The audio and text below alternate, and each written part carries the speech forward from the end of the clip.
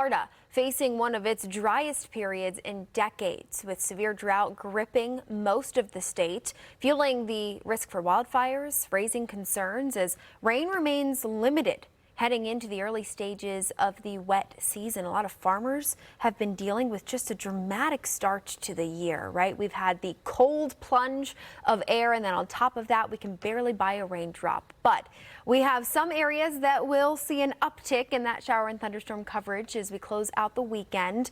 Merely a drop in the bucket for how much rain we need to dig ourselves out of this drought that has settled in the south, but particularly down across the entire Sunshine State. Want to give you a look over the last 18 hours because overnight, early this morning, there's our cold front dropping down through the region. So high pressure builds in behind that. We have the fire weather danger, but overall tranquil conditions across the southeast. And then that front will continue to work its way down through Florida. And then a bit of a squeeze play increases the risk of some showers south of the I-4. And the I-4 corridor, when you look at the drought monitor across the state of Florida, this jumps out to me. Two things do in particular. 99% of the state within drought. We have exceptional drought. It's the highest on the scale along the board for the Panhandle, along the I-10 corridor, just hugging the border with Georgia.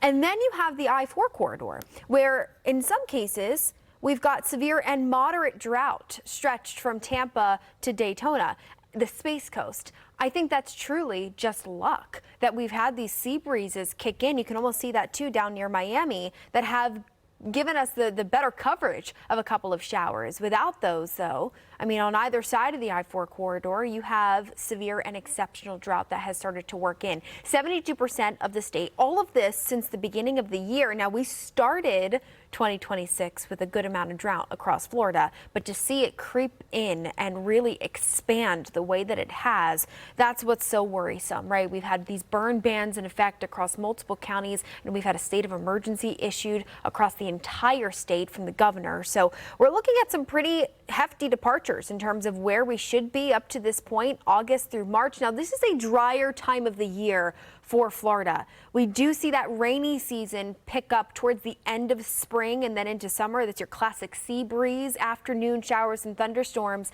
But we do get a little rain this weekend, so let's talk about that. That front continues to shift south. We will see that easterly wind pick up and the coverage of some showers stretched south of the I-4 corridor on the east coast. Sunday, Monday, so any spring breakers, be aware of that. That will be a little stormier over the course of the next few days, and that along with those onshore winds for the east coast, gusty this evening and again tomorrow. That is what's going to lead to an increased risk of some rip currents along the eastern facing shores. So just be aware of that as you're out and about this weekend.